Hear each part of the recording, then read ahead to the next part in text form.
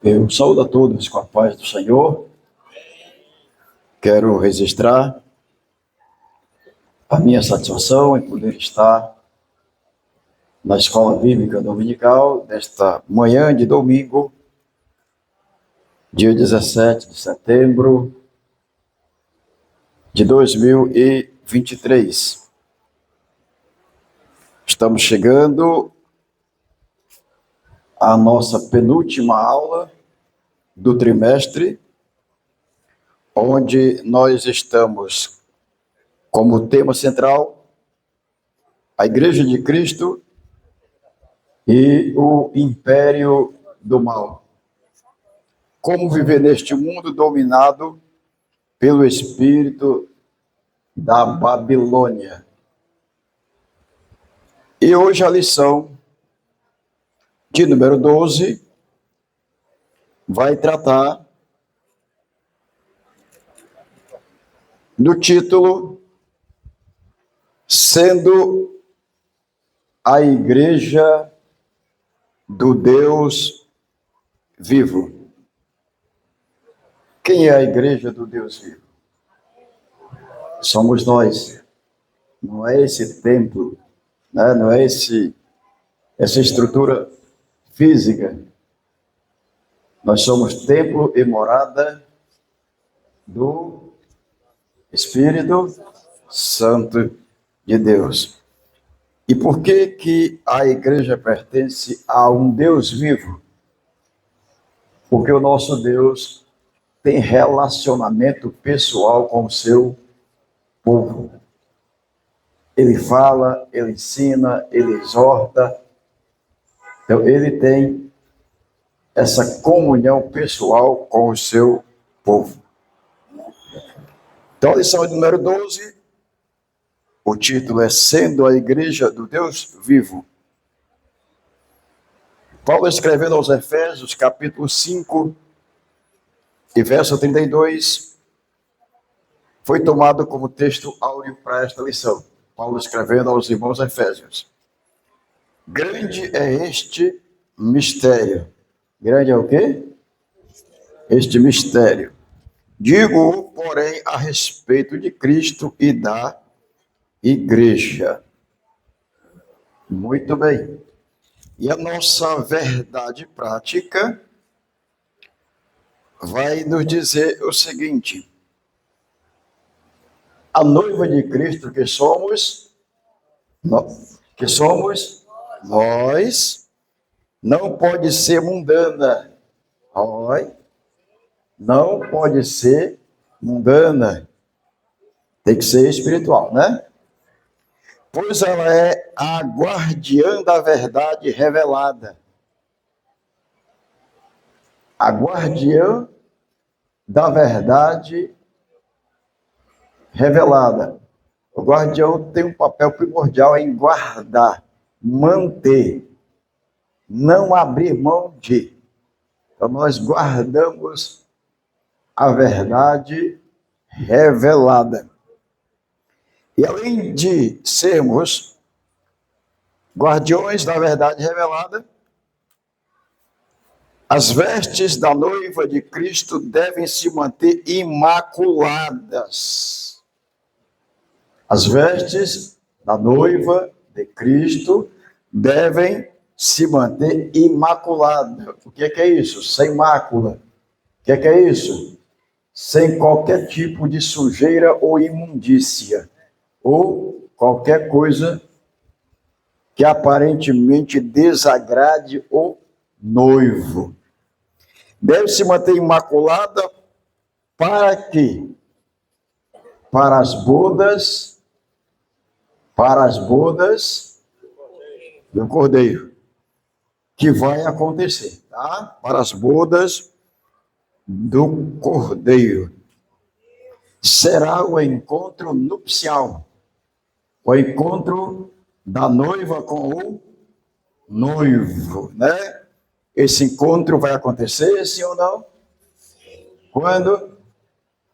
Não sabemos do dia, mas o noivo já existe. A noiva já existe. As bodas já estão preparadas. Está faltando? O noivo vem buscar a noiva. Como é que está a noiva? Vamos ver hoje. É o assunto da lição. Como é que está a noiva do Cordeiro? Independentemente do que nós vamos comentar, eu tenho a concepção, eu tenho a certeza de que a noiva do Cordeiro está preparada. Ela não está se preparando, a noiva está preparada. Se Jesus quiser voltar daqui a 5 anos, pode vir que ele vai levar a noiva. Agora, quem faz parte da noiva, subjetivamente falando, eu não posso fazer qualquer juízo de valor. Porque quem nos conhece por dentro e por fora é o noivo. Eu vejo vocês tudo bonito, sorrindo, coração cheio de amor para dar, mas eu não posso avaliar o grau de espiritualidade que lhe assegura o direito de fazer parte do cortejo nupcial. Tá certo? A parábola das virgens, das 10 virgens, é uma excelente ilustração. Tinham lâmpadas, eram noivas, estavam esperando o noivo, mas a diferença estava na aparência. Estava naquilo que elas tinham. Umas tinham e outras não tinham. Ainda queriam pedir emprestado, olha. Me solta que eu não posso dividir a bênção com ninguém, né? O crente não pode dividir a bênção dele com ninguém. Pode não. Aquele que o Senhor te deu é teu. Usa, né? Glória. A lição de hoje, ela está dividida em 3 tópicos que estão assim descritos. O primeiro tópico vai tratar da natureza da igreja do Deus vivo.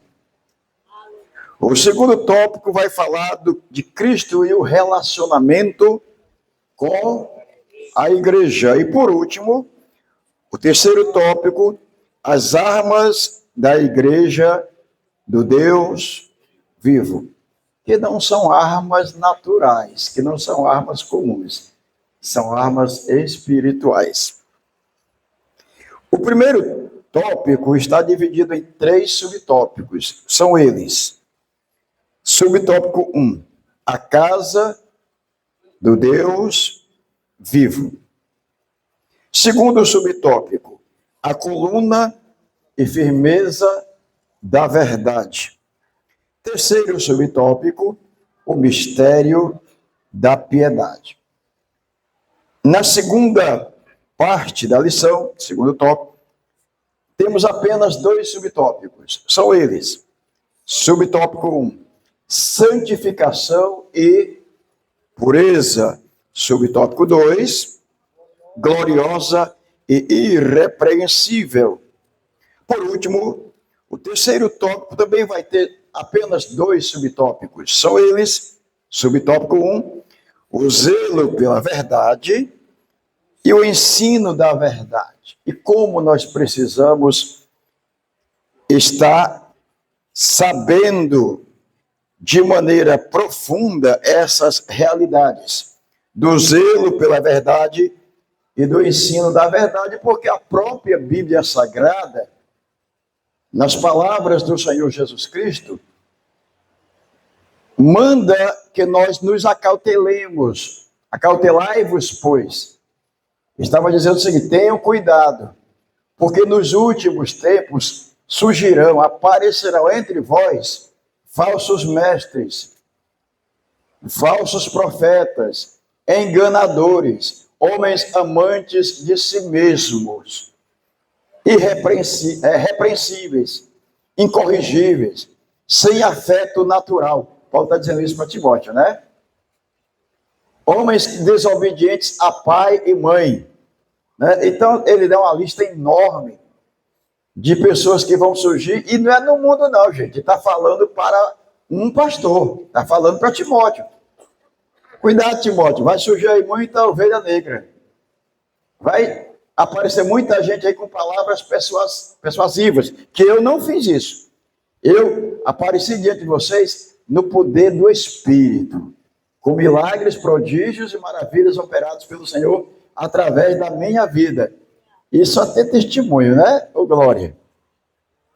Então, meus amados, dito isto, já vimos aqui as partes e subpartes em que se dividem a lição. Eu gosto, quando estou ministrando, eu gosto de dizer o que é que a gente veio fazer aqui. Nós não viemos apenas ouvir o professor falar. Por mim, toda a aula seria interativa. Que aula interativa? A gente termina um ponto, um subponto. Como é que vocês viram? O que é que vocês têm a perguntar? Isso é participação. Porém, em função do nosso tempo, que é muito reduzido, a gente deixa essa metodologia de lado e acaba partindo para algo, digamos assim, mais rápido, né? Mais que flua com maior rapidez. Mas eu não posso deixar de alertar os meus irmãos, ou de dizer para os meus irmãos o que é que nós viemos fazer aqui. Bom, em relação ao primeiro ponto, é propósito da lição, através do professor, através do facilitador, explicar para os alunos a natureza da igreja do Deus vivo. Qual é a natureza? O que é a natureza? Como ela é definida, conceituada pela Bíblia. Às vezes a Bíblia chama a igreja de templo do Deus vivo. A igreja de casa do Senhor, mas a casa do Senhor já não é mais pessoa, já é a estrutura. Então a gente precisa saber em que contexto cabe a palavra templo, a palavra casa, que dependendo do contexto tem significados diferentes, tá certo? Isso nós precisamos ver no primeiro tópico. No segundo tópico, precisamos enfatizar o relacionamento de Cristo com a igreja, não em todos os aspectos. Não daria para uma lição. Nós vamos abordar ou enfatizar o relacionamento de Cristo com a igreja apenas no aspecto da santificação. Seguir a paz com todos e a santificação, sem a qual ninguém verá a Deus. Se você prestar atenção na língua portuguesa, eu vou repetir o versículo. Seguir a paz com todos e a santificação. Qual é a expressão que vem depois? Sem a qual. Ele está usando isso no singular. Então ele está falando da santificação. Paz é uma coisa indiscutível. O Senhor Jesus já nos deu. Quem tem paz aqui diz amém. Você chegou aqui e deu a paz do Senhor a alguém? A gente só dá o que tem. Se você entra aqui com a cara amarrada e sai com a cara amarrada, você não tem paz. Nem deveria ter vindo para a escola dominical, porque esse lugar é lugar de paz. E tem que dar paz olhando nos meus olhos, porque eu não te devo nada, nem você me deve nada. E Jesus disse, a minha paz eu vos, e não dou como o mundo dá. O mundo dá uma paz quando as coisas estão bem. A gente dá paz tanto as coisas estando bem como estando mal. Porque a paz de Cristo excede a todo o entendimento. Não seguir a paz com todos e a santificação, sem a qual, ou seja, sem a santificação, ninguém verá a Deus. O céu vai ser povoado, habitado por santos. A Bíblia vai... Eu não vou dar tempo, vai ter que ler, não. Eu fiz um monte de coisa aqui, nem a metade eu vou apresentar. Algumas pesquisas bíblicas, tá? Mas tem uma parábola de difícil entendimento na Bíblia Sagrada, ao meu ver. É a parábola das bodas que o rei promoveu e chegou lá, um camarada entrou sem as vestes nupciais. Como é que entra sem as vestes nupciais? Mas a ilustração, a parábola, ela tem um outro significado. O teor não é ter entrado, o teor é dizer o seguinte, aqui não entra qualquer pessoa. Para ilustrar isso, tinha que mostrar alguém entrando sem estar devidamente vestido como era necessário. Ou seja, a ilustração não é real. Ela é simbólica, ela é metafórica, mas tem um fundo de verdade. Ou seja, ninguém pode entrar no céu sem as vestes limpas, sem a pureza, sem a santidade, né? Então é necessário enfatizar isso em termos de relacionamento com Cristo. E por último, elencar as duas armas da Igreja do Deus Vivo trazidas aqui para esse contexto. E vale ressaltar que essas armas que estão aqui, na lição de hoje, não são as do capítulo 6 de Efésios, que o pastor citou aqui na sexta-feira, né? A espada do Espírito, né? O que mais aí? O calçado, preparação do calçado, né? O calçado é a armadura de Deus. Não é aquela, né? Não são aquelas. São aqueles instrumentos. Ok, essa é a minha introdução. Agora a introdução da lição, que é o que interessa para vocês. Se bem que o que eu falei é importante também. Mas vamos lá. Introdução. Os efeitos do mundanismo são percebidos quando a igreja deixa de ser pautada pelos valores da fé cristã. Segundo Timóteo, capítulo 3, versículos 1 ao versículo de número 5. A igreja do Senhor deve ser pura, deve ser santa, deve ser imaculada, deve ser sem ruga. Então a igreja do Senhor tem que se pautar pelos valores da fé cristã. Quando a igreja não se direciona, não se pauta pelos valores da fé cristã, ela tem que se pautar por outros valores. E eu não vejo uma igreja que simultaneamente se pauta pelos valores da fé cristã e pelo mundanismo. Ou a igreja é santa ou ela é impura. Eu não vejo, do ponto de vista da igreja local, essa mistura. Um pouco de fermento leveda toda a massa. A palavra é toda a massa mesmo. E não é todo fermento, é um pouco de fermento leveda toda a massa. A igreja que não se pauta pelos valores da fé cristã, ela começa a ser uma igreja fria. Uma igreja que prega filosofia. Uma igreja que os pregadores não se preocupam com o comprometimento do público-alvo com Cristo e nem a sua palavra. Eles querem aparecer, eles querem mídia, eles querem fama, eles querem algo que não tem nada a ver com a piedade, não tem nada a ver com o verdadeiro exercício do líder cristão autêntico.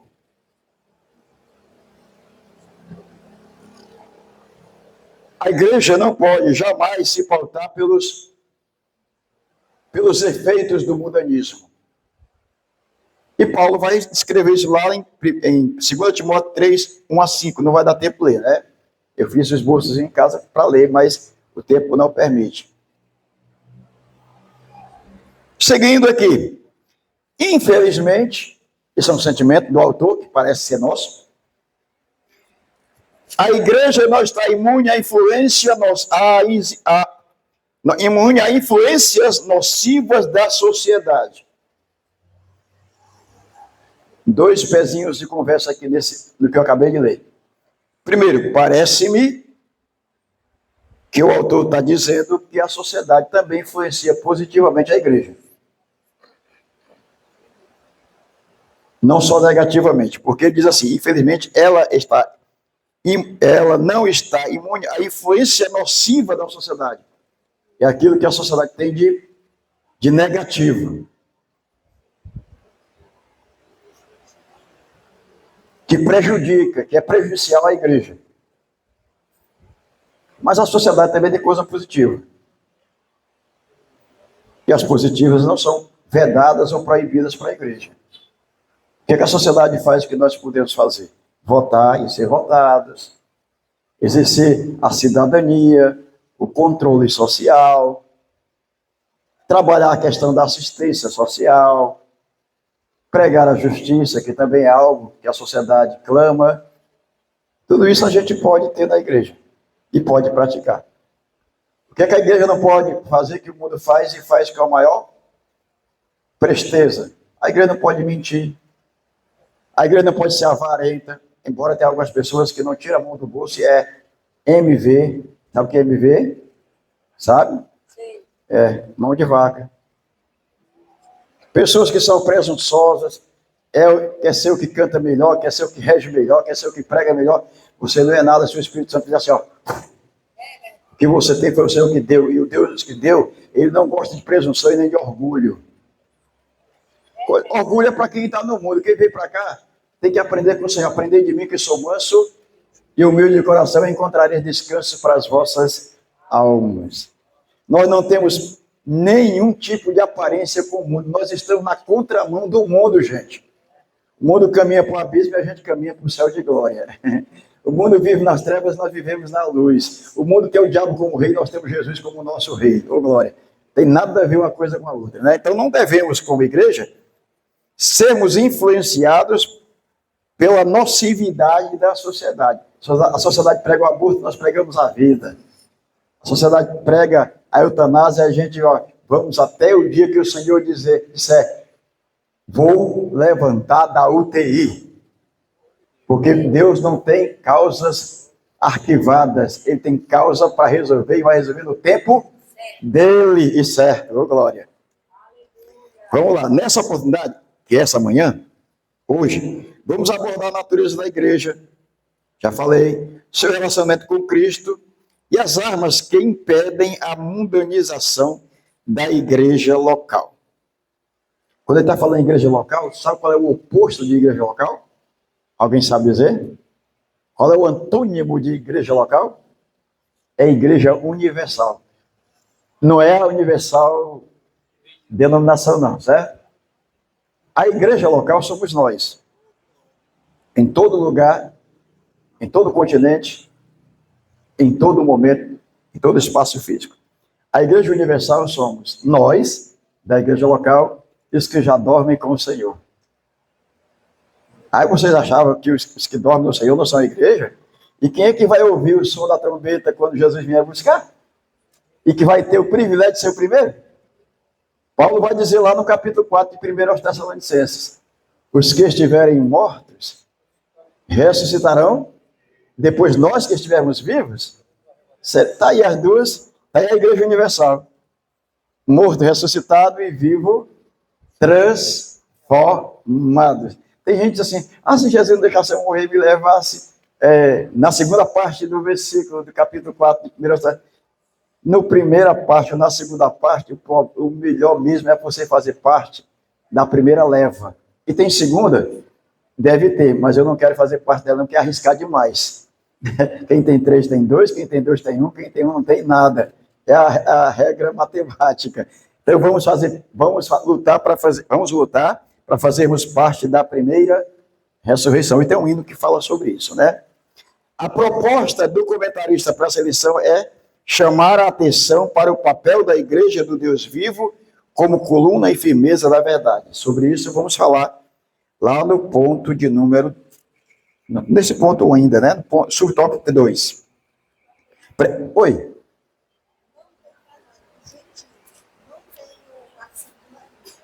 Para os gentios, essa questão para Aurélio. Depois ele vai responder. Eita, escatologia. Para os gentios tem segunda chance. Jesus, a Bíblia e o Aurélio vão resolver essa questão, tá certo? Não quero entrar na área dele, não. Deus me livre. Preparados aí? Deixa eu ver. 9h51, 10h35, talvez a gente termine. Então vamos correr. A casa do Deus vivo. Pegando a expressão de Paulo. Paulo orienta Timóteo a como andar na casa de Deus, que é a igreja do Deus vivo. Você está se arrumando hoje, 17h30, aí diz para a mulher, se apresse em se arrumar que eu preciso estar na casa de Deus. Essa casa de Deus tem que sentido? Templo. Ou seja, a casa de Deus vindo para a casa de Deus. A casa de Deus vindo para a casa de Deus. A casa de Deus, morada do Espírito Santo, somos nós, vindo para a casa de Deus, lugar onde Deus preparou para nós adorarmos ao Senhor. É bom a gente ver o contexto, né? Tem que explicar o contexto para dizer onde é que está inserida a expressão casa de Deus. Olha, você não venha para a casa de Deus com trajes indecentes. Ou seja, a casa de Deus. Se torna a casa de Deus para vir para a casa de Deus. Pô, loucura, né? O templo e morada do Espírito Santo. Desse jeito não é templo, não, é barraco. O Espírito Santo não habita em barraco, ele habita em templo que tem energia.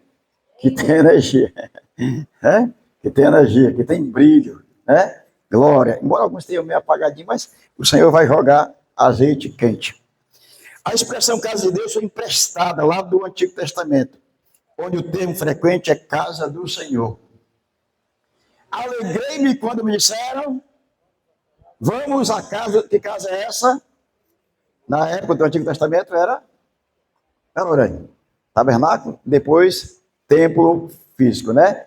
Que a igreja do Senhor a casa do Senhor em termos de lugar, no primeiro momento foi nômade, né? Amava aqui, desarmava, amava ali, desarmava, amava ali, desarmava.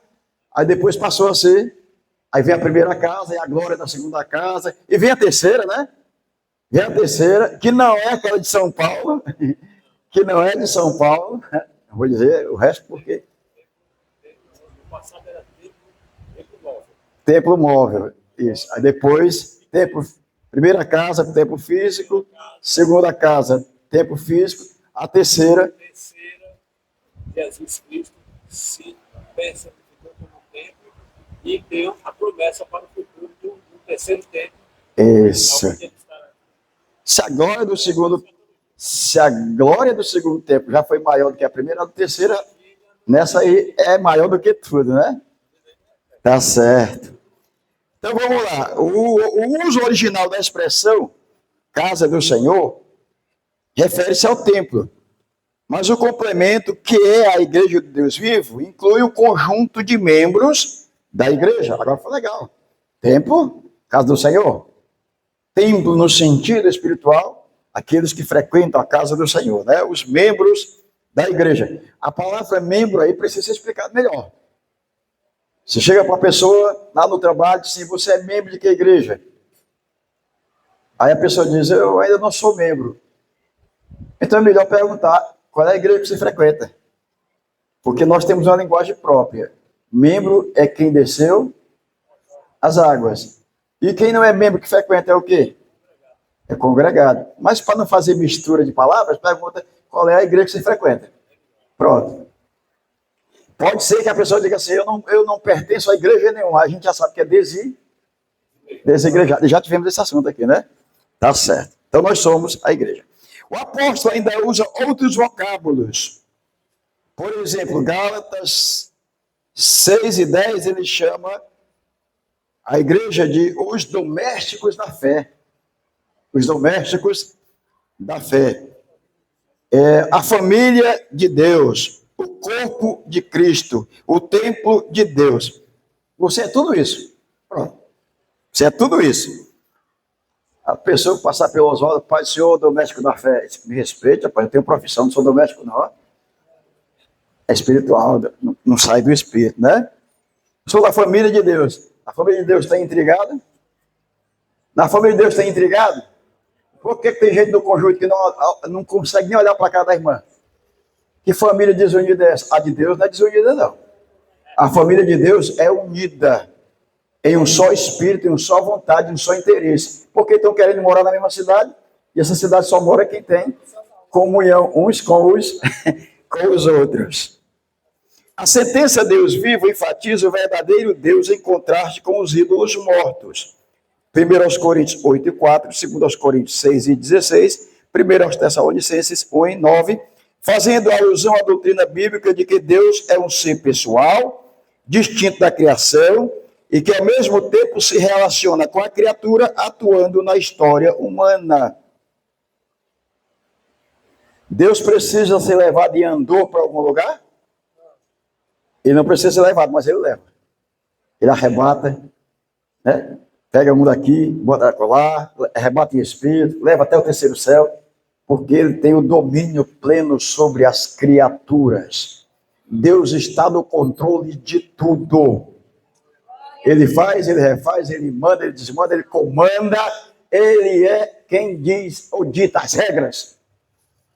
Quem somos nós para falarmos dele?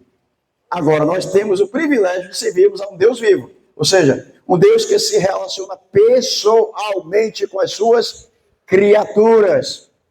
Quando Deus quer falar comigo, ele não manda o carteiro dos correios, não. Ele vem falar comigo. Quando ele quer chamar a atenção, ele diz, põe-te em pé e falarei contigo. Quando ele quer falar comigo, ele diz, arrepende-te e lembra-te de onde caíste. Deus age assim, porque ele tem relacionamento pessoal. Agora pergunta o São Francisco se ele pode curar dessa tua enfermidade. São Francisco, eu estou com o fígado aqui meio ruim, dá para dar um jeitinho no fígado aqui? O São Francisco nem responde. Tem boca, mas não fala. Tem ouvido, mas não ouve. Tem pé, mas não anda. O que mais? Tem mão, mas não apalpa. E todos, nariz, mas não cheira, né? E todos que seguem ou servem a ele, o que constrói esse tipo, sejam iguais a eles. Ou seja, sem proveito nenhum, né? Nosso Deus não. Nosso Deus é diferente. Tanto é diferente que hoje ele está com a gente hoje. Está aqui na escola dominical, ouvindo a gente falar da palavra dele, né? Louvado seja Deus. Onipotente, onisciente, onipresente. Jesus só está aqui nessa manhã, não, ele está aqui, está em todas as congregações, está nos 4 cantos da terra, está no céu. A sua presença enche o céu, a terra e tudo o que há. Ô, glória. Esse é o Deus, né? O seu Francisco só está lá em Canindé. E o seu Cícero só lá no Juazeiro, coitado. Tem nem dinheiro da passagem para vir para cá. Ah, sim, é? Ainda tem a confusão do Chico, né?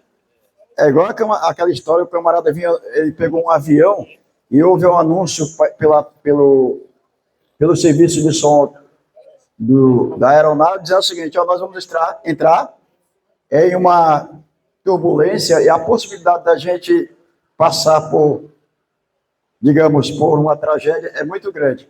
Aí os católicos começaram a aclamar o São Francisco. São Francisco, me ajude, São Francisco. De repente desceu um santo lá, chamado Francisco. Aí eu especifico, qual é, o de Assis ou de Canindé? Disse, rapaz, é o de Assis. Depois, desculpa, eu sou de Canindé.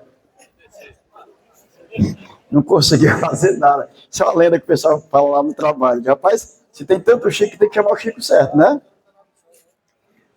2, a coluna e firmeza da verdade. Então, ponto 1, já sabe, né? Nós somos a casa do Deus vivo, ô glória. 2, a coluna e a firmeza da verdade. Gente, só para começar a explicar o subtópico 2, nós vamos falar agora de uma metáfora. Quem estudou português sabe o que é metáfora, né? Pastor João tem coração de leão. Claro que ele tem coração de leão, é coração de gente. Isso é uma metáfora, para dizer que ele tem um coração enorme, bom, né? A orelha aqui é uma rocha, pensa que quanto mais batem nele, mais ele aguenta firme. Isso é metáfora. Metáfora é uma figura de linguagem que ilustra uma situação. Pode ser uma situação boa ou uma situação má. Então nós somos, a igreja é a coluna e firmeza da verdade. Tá aí, gente, ó. Coluna é isso aí, ó, que vocês estão vendo, ó. Literalmente é isso aí, mas metaforicamente, a igreja é coluna. Para que serve coluna? Para sustentar. Se vem a mentira, o que é que a gente faz? Vai a ela com a verdade. Vem a desonestidade, a gente vai a ela com a honestidade. Vem a impureza, a gente vai a ela com... A coluna é para mostrar o que é certo e diferenciar daquilo que é errado. Agora, se você não consegue se definir, tá difícil, né? Vamos lá. A Bíblia assegura que a igreja do Deus vivo, que somos nós, ela é a coluna e firmeza da verdade. Olha aí que legal. Não basta ser coluna, porque coluna que não tem estrutura boa, ela cai. Tem que ser coluna bem firmada. E essa coluna que é espiritual está firmada na rocha. Vem a tempestade, vem a água, vem o rio, transborda, bate nela e ela permanece firme. Porque tem muita gente que quando tem um soprozinho assim de tempestade, eu vou deixar a igreja, ninguém olha para mim, eu estou há 15 anos como diácono, nunca sei quando é que você presbítero vai ser presbítero no ano 2030. Então vamos embora, porque ali estou consagrando bem rasinha, pois vá. Aqui é coluna e firmeza da verdade. E não é porque você é o maior dizimista, porque você vai ser levado ao presbitério, não. Tem que ser coluna e firmeza da verdade, tem que dar bom testemunho. Já pagou o dono da mercearia? Ou está passando pela rua de trás do mercantil? É assim, hein, gente? E não é o pastor que vai fiscalizar, não, é o Espírito Santo. É, não é? É. Nessa metáfora, aí, ó, a igreja é o fundamento que sustenta a verdade. Ou seja, Significa que a igreja foi instituída como guardiã da verdade por Deus revelada. Deus é verdadeiro? A igreja tem que ser verdadeira. Deus é sincero? A igreja tem que ser sincera. Nós temos que ter as mesmas características desse Deus vivo. O que ele é, nós precisamos ser semelhantes a ele. Então, se isso é verdade, nós somos coluna e firmeza da verdade. Na nossa boca não deveria sair mentira. Mas, pastor, nem aquela mentirinha para a gente segurar o emprego. É melhor perder esse emprego pela verdade, porque o Senhor vai te abençoar e dar outra, porque daqui a pouco você ser demitido também. Nem adiantou mentir. A mentira tem pernas. A mentira é anã, né? Quem tem perna... Não estou fazendo nenhuma alusão, não. Tá certo? Desculpa.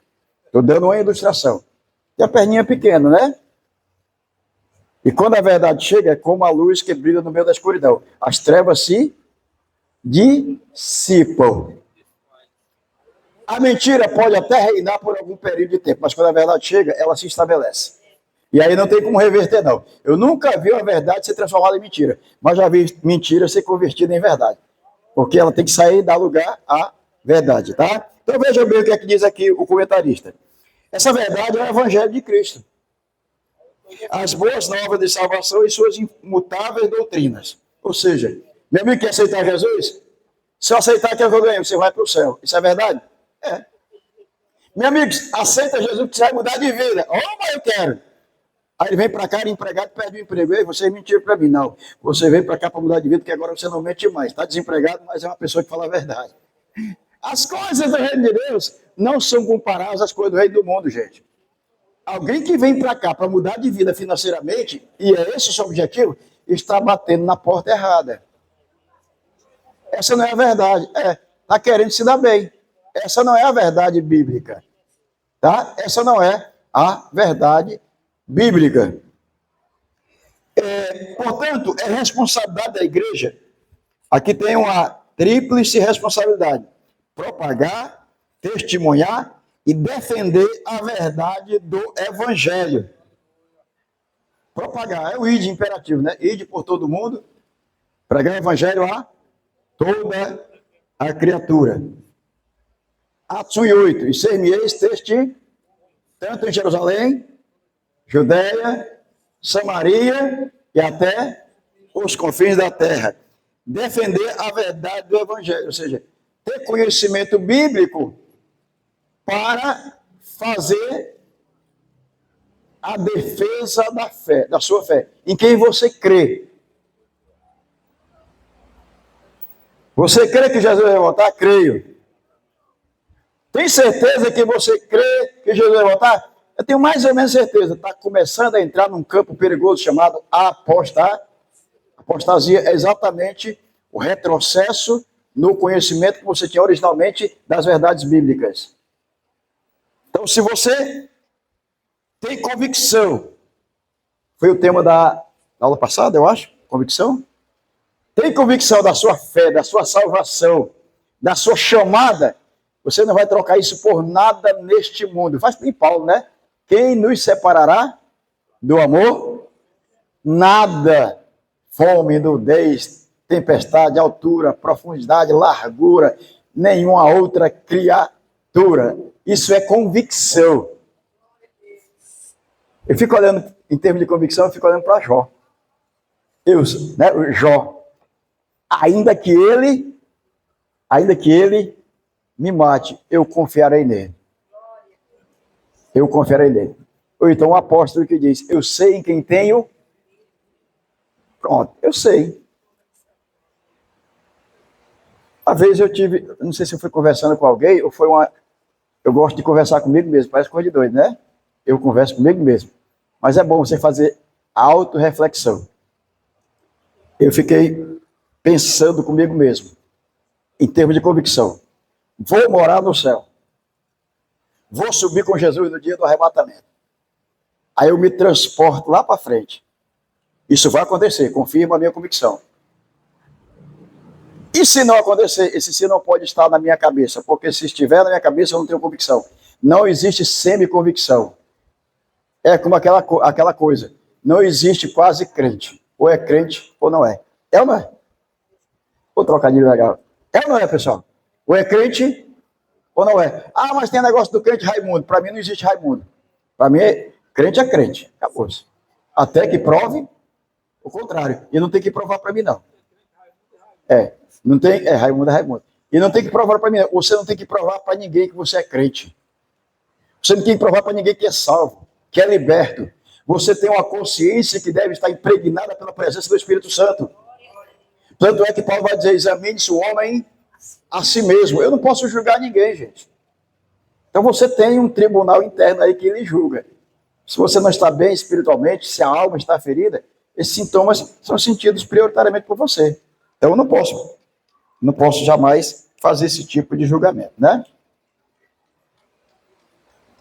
Então, desse modo, no zelo pela verdade, os líderes da igreja devem ser irrepreensíveis e capazes de repudiar os falsos mestres e suas heresias. Zelo pela verdade. Eu tenho duas palavras sobre isso. Zelo pela verdade. Gente, o zelo pela verdade tem que ser com sabedoria. Não, Júnior? Sabedoria. Você vai pregar para pessoas que são franciscanos, que são adeptos do Padre Cícero, tem que ter sabedoria. Não é zelo pela verdade? A verdade dói, mas é a verdade. Agora, como se diz a verdade faz a diferença. Você tem 1001 palavras para dizer que a pessoa está errada, sem dizer que está errada. Olha, Jesus é o caminho, a verdade e a vida. Siga o caminho, a verdade e a vida. Está dizendo que ele está fora do caminho, fora da verdade, fora da vida. Você maltratou alguém? Aceite Jesus porque ele tem o melhor para a sua vida. Em outras palavras, você está dizendo, olha, a vida que você leva não é a vida que Deus quer para você. Então você precisa ter um comportamento sábio para falar e defender e zelar pela verdade, sem atacar ninguém. Pode até usar o eufemismo, desde que seja um eufemismo não muito forte, né? Porque, rapaz, eu lamento muito, porque quem não serve ao Senhor deve estar servindo ao diabo. Quer dizer, um eufemismo está servindo a outra pessoa. Pronto, não fala no diabo, não, que ele já sabe o que é diabo, né? Esse tópico aqui, ele vai falar dos líderes. Claro, todos nós precisamos zelar pela verdade, mas os líderes também têm uma incumbência maior. Eles devem agir de tal forma que eles sejam achados irrepreensíveis. O líder é exemplo. O liderado, ele olha muito para o líder. O comportamento do líder é um guia, é uma instrução, é um modelo. Então ele está dizendo, olha, no zelo pela verdade, os líderes da igreja devem ser irrepreensíveis, capazes de repudiar os falsos mestres e suas heresias. Ele tem que ter o conhecimento do que se está pregando na tribuna, se é ou não algo que tenha fundamento bíblico. Se não é algo que venha confrontar ou defrontar, ou até mesmo violar aquilo que a gente naturalmente conhece da Bíblia Sagrada. Porque qualquer coisa de novidade o povo gosta. Gosta ou não gosta? É bom demais. Só que essa novidade que vem para cá tem que ser uma novidade alinhada à palavra. Tem que estar na palavra. Está na palavra? Não. Você chega aqui e diz que o Senhor te arrebatou e levou lá para o inferno e viu um monte de cabelo, não sei o quê. Olha, mostra aqui onde é que alguém foi arrebatado e foi ao inferno e viu o cabelo. O Senhor tinha o céu para te mostrar, vai mostrar logo o inferno e depois levou para o céu. Aí complica, né? Aí complica, meu irmão. Eu vi um monte de fogo lá e você conseguiu passar pelo fogo? Passar pelo fogo é do lado de cá. Se passares pelo fogo, e Abdenego. Vai entrar na fogueira no dia 23 de junho, dia de São João, né? Isso. Passou o que passou. Pois é. E ninguém sabe nem qual é a van que leva e que traz, né? Então, isso aqui, gente, é a coluna e firmeza da verdade. É uma metáfora. A igreja do Senhor defende de forma ferrenha, irreconciliável, ou seja, não abre mão da defesa do Evangelho, das verdades bíblicas e cristocêntricas. Se alguém disser para mim que o céu não existe, que é criação humana, que a cultura não admite esse tipo de raciocínio, eu posso até discutir algum tempo, mas eu vou para a Bíblia. A Bíblia diz que se a gente se encontrar com gente dessa natureza aqui, você discute a primeira vez, não vá longe não, porque as discussões não geram produtividade espiritual. Aí eu vou para eu gosto muito dos adágios. Não sei se os irmãos já perceberam, né? E entra no rol de um adágio que eu gosto aqui de citar.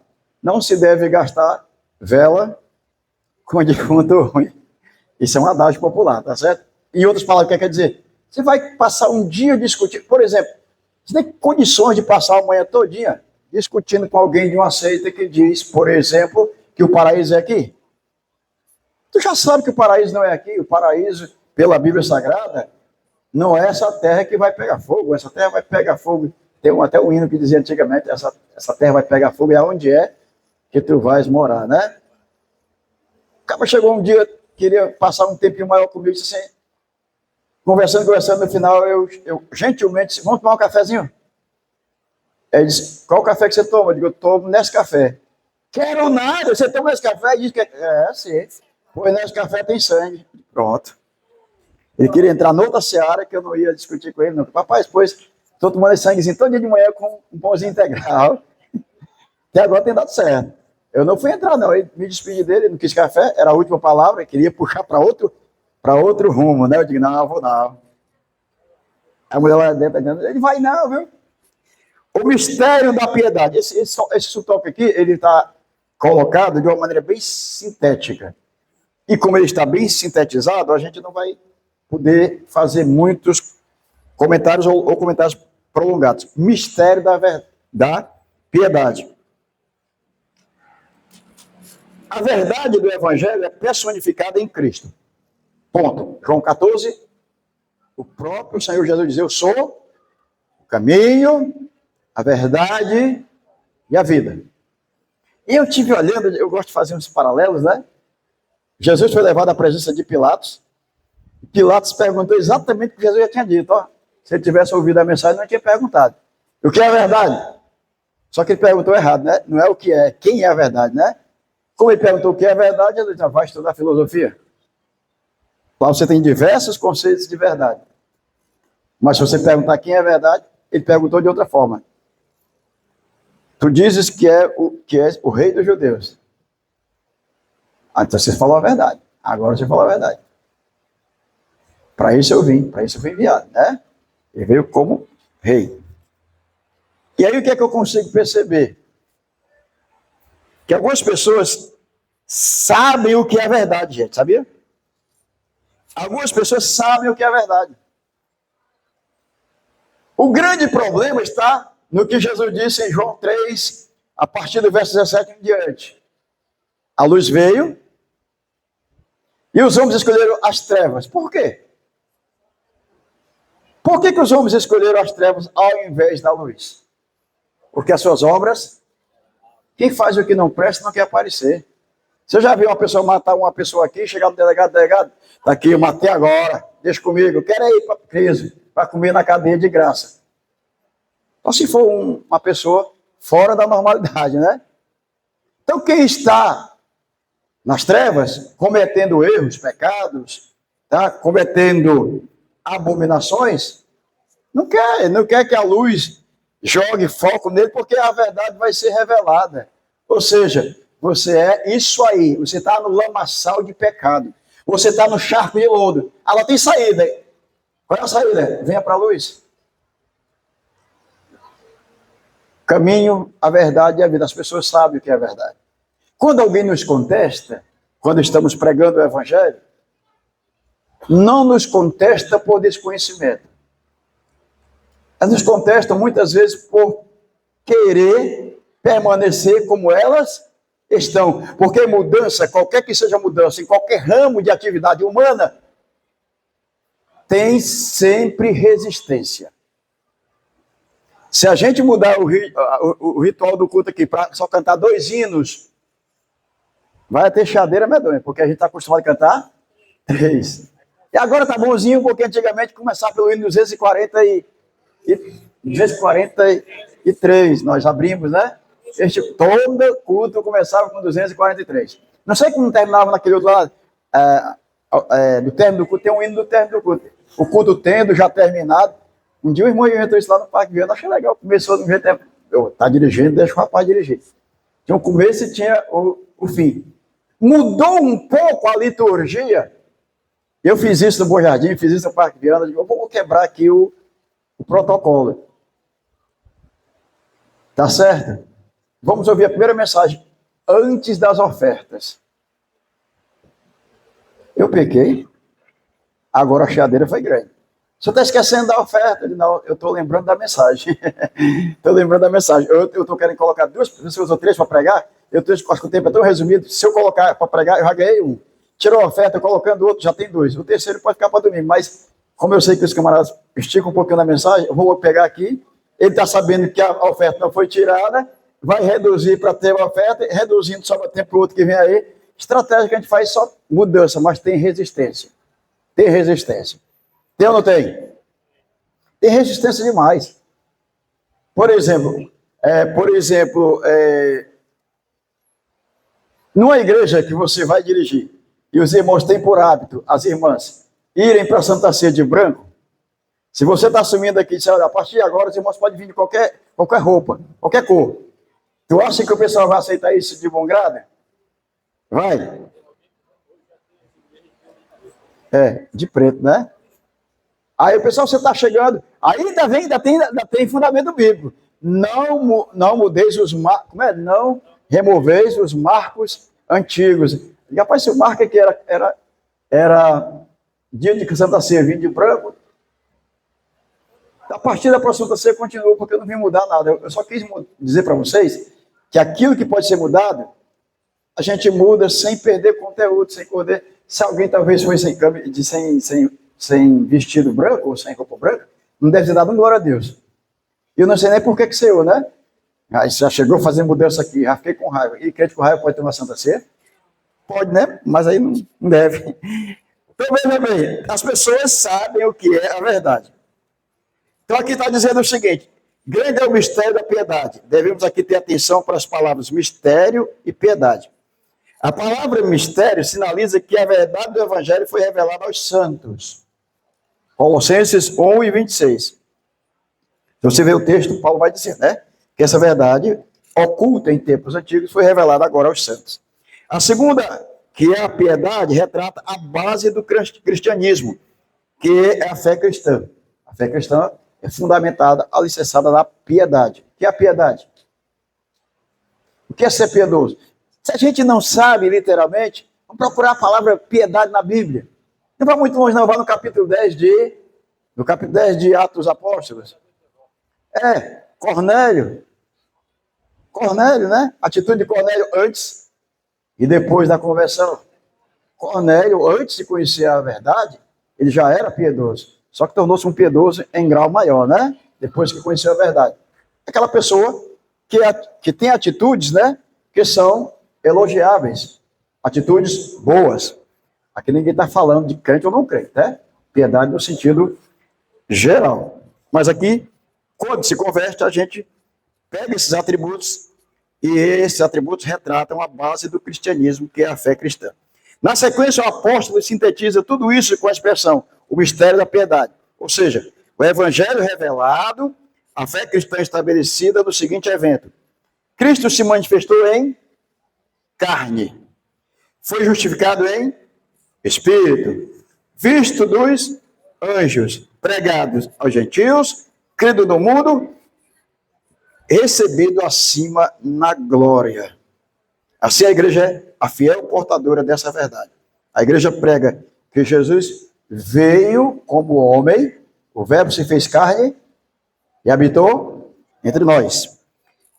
Segundo, foi visto dos anjos. Quem anunciou o nascimento de Jesus aos pastores? Visto dos anjos.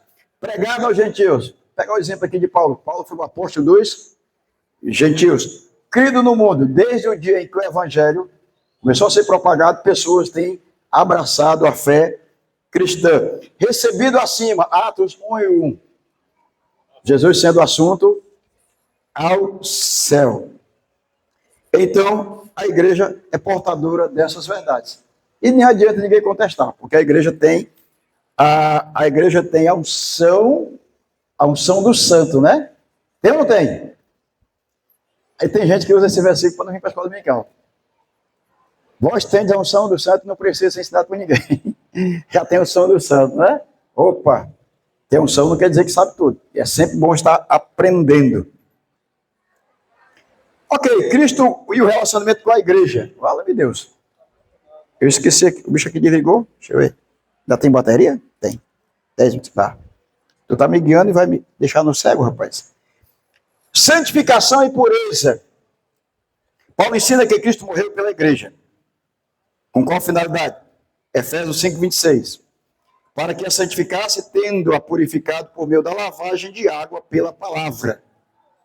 Aqui também é figura, né? Figura. O texto mostra que, na regeneração, Cristo nos purifica do pecado e que no propósito do Calvário está inclusa a nossa santificação. Quem está no mundo está em pecado. Quem está no mundo está nas trevas. Quem está no mundo precisa vir para a luz. E quando eu dou o primeiro passo em direção à luz, que aceito, abraço a fé em Cristo, começa então na minha vida um processo de regeneração, ou nova geração, ou gerar de novo. Nicodemos entendia disso? Entendia? Nicodemos entendia disso? Ele era tão ignorante quanto nós éramos antes de conhecermos a Cristo. Pode o homem, sendo velho, voltar o ventre da sua mãe e ser gerado de novo? Ei, Nicodemos, aqui a linguagem é metafórica, mas é espiritual. Quem nasce da carne é carne. Quem nasce do espírito? Por isso, não fique estranhando eu dizer que você precisa nascer de novo. Ou seja, precisa ser gerado pela palavra. A regeneração começa exatamente quando o Senhor nos purifica do pecado. Mas a história de Cristo passa pelo Calvário. E quando a gente olha para o Calvário e vê o Santo de Deus pregado em nosso lugar, se ele é santo, eu vou ver o que é que ele diz sobre isso. E ele vai me dizer, sede santo, porque eu, vosso Deus, sou. Então, ele não é uma faculdade ser santo, é uma obrigação, é um dever. Irmão, eu sou obrigado a ser santo? Bom, depende de como você está fazendo a pergunta. Está perguntando da maneira que a Bíblia exige ou da maneira que as pessoas estão impondo a santidade? Porque tem doutrina de Deus e tem doutrina dos homens. Os homens querem fazer as pessoas serem santas ao modo deles. Mas o modo que esses homens querem que nós sejamos santos tem que estar de acordo com a Bíblia. Santidade real, santidade bíblica, é aquilo que a Bíblia exige. Santidade no falar, ou seja, esqueça a linguagem torpe, esqueça as gírias, esqueça essas palavras que não têm fundamento, que não edificam. Deixe de contar piadas. Ou seja, tenha um tratamento de linguagem sã. Mudança, né? Mudança de comportamento. Então, nós passamos a ter uma experiência de novidade de vida, que nós, na lição, vamos observar que isso é santificação. Sim, sim.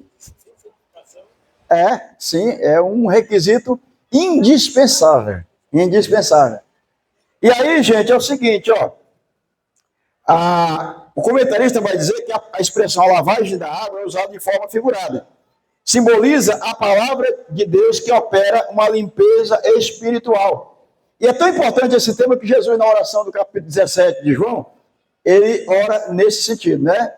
Pai, santifica-os na verdade, porque a tua palavra, ou seja, é a verdade, ou seja, é ela que purifica.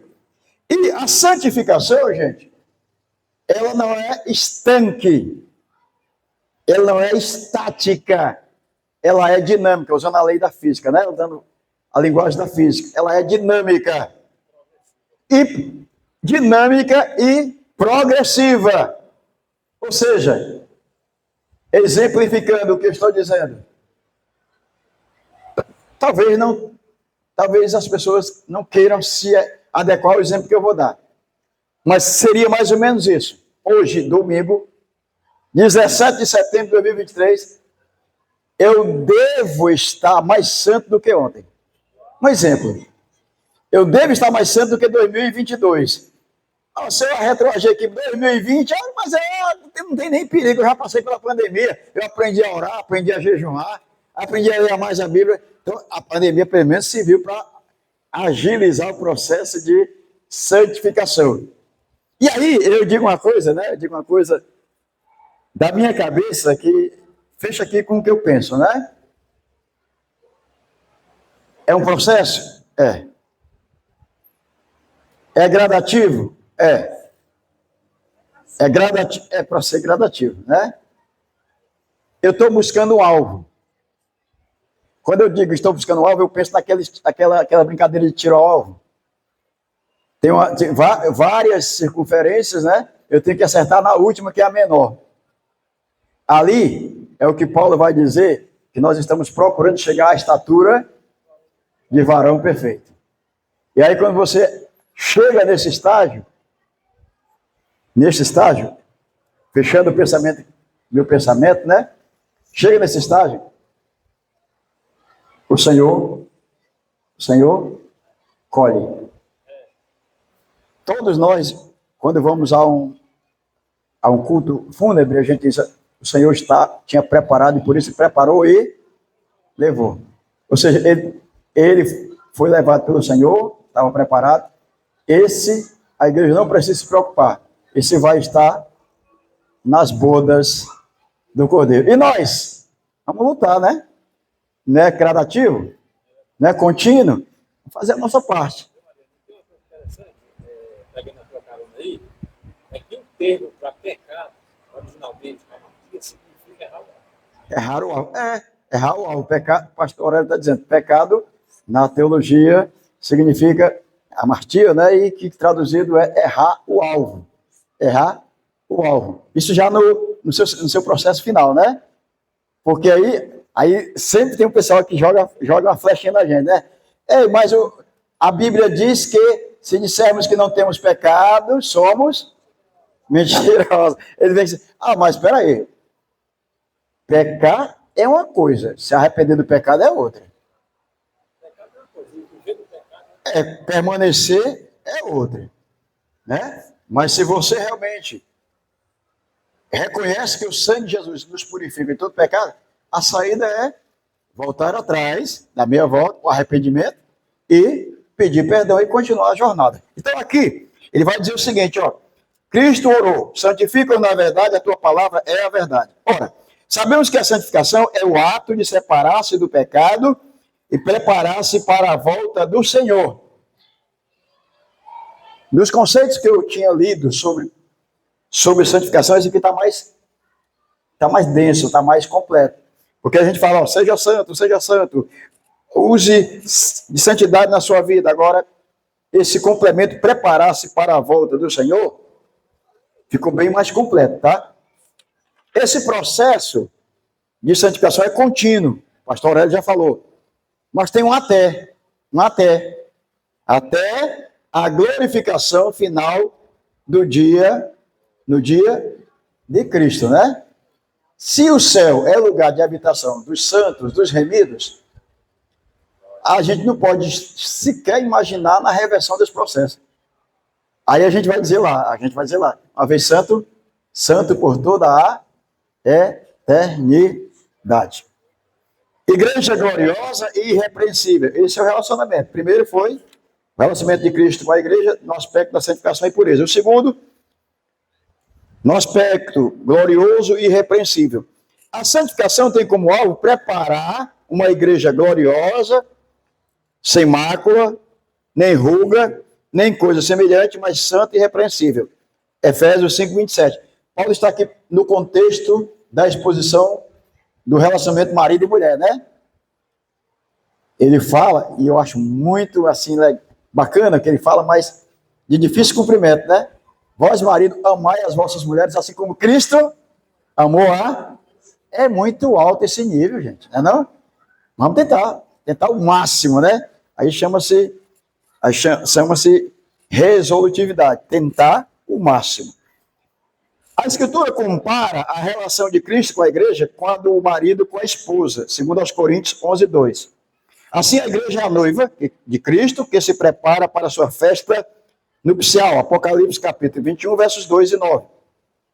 Durante essa espera, que é isso que está acontecendo nesse momento com a igreja, por meio do Espírito Santo, Cristo a santifica para apresentá-la a si mesmo totalmente pura. Papel do Espírito Santo? Dar condições necessárias e suficientes para que a igreja viva o processo da santificação. A ausência de mácula, a ausência de ruga, o que é que significa?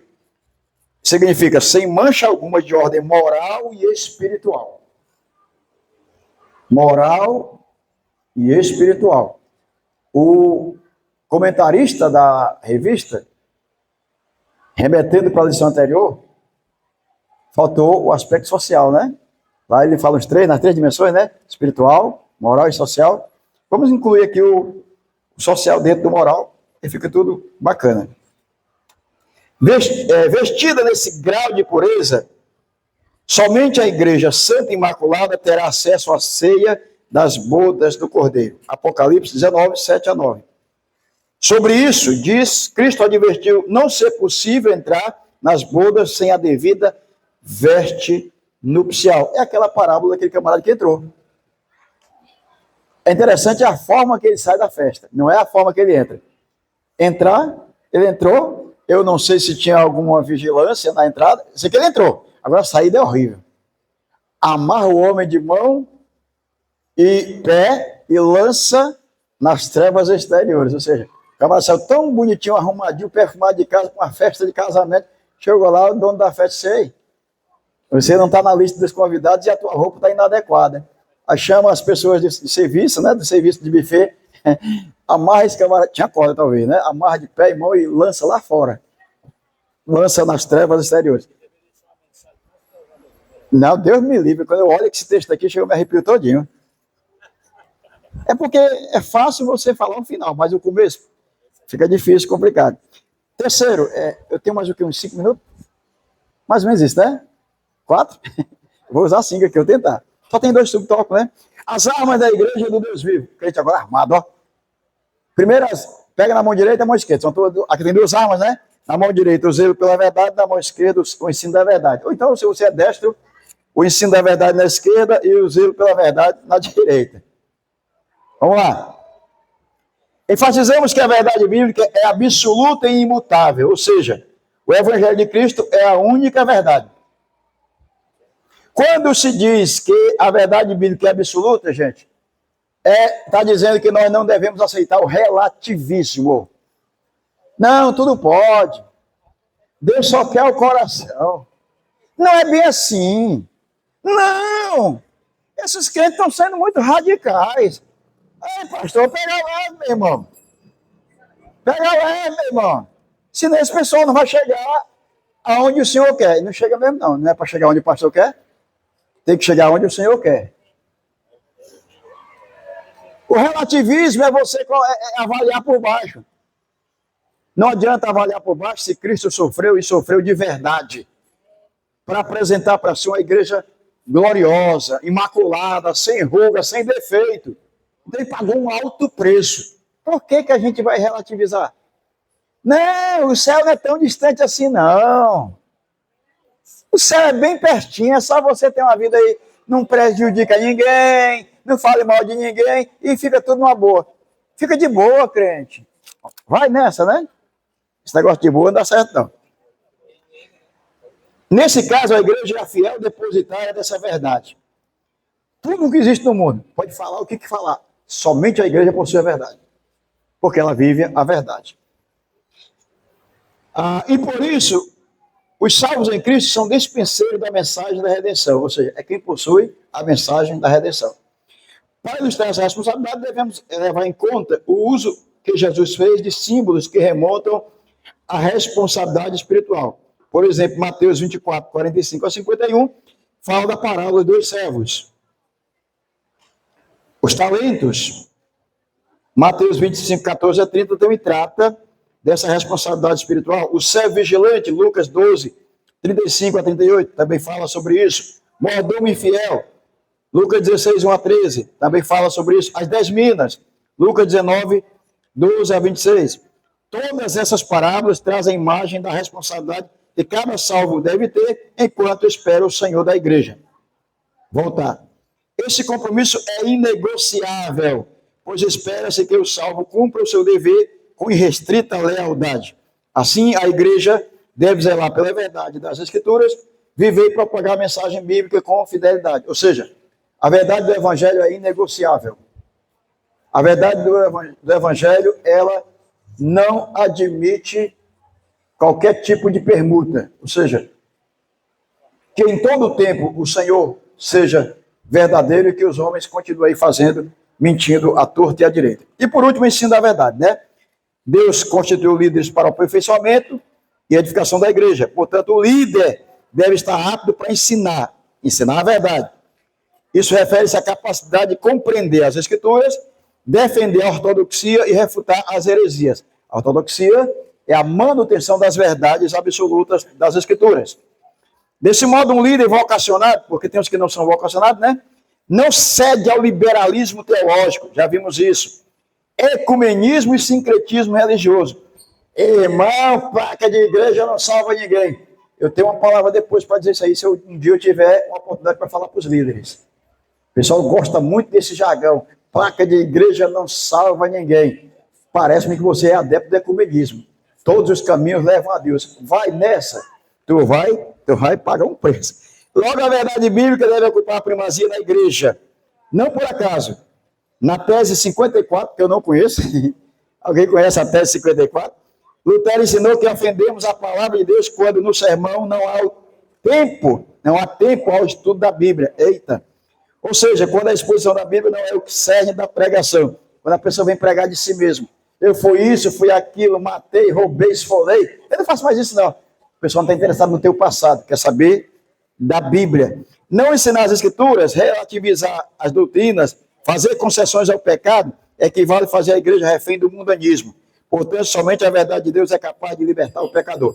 Concluindo no último toque da trombeta, nós vamos dizer o seguinte: diante dos ataques de desconstrução da fé, desconstrução da igreja do Deus vivo, a igreja precisa ser vigilante, vigia. Ela é a guardiã da única verdade que liberta, que é Cristo.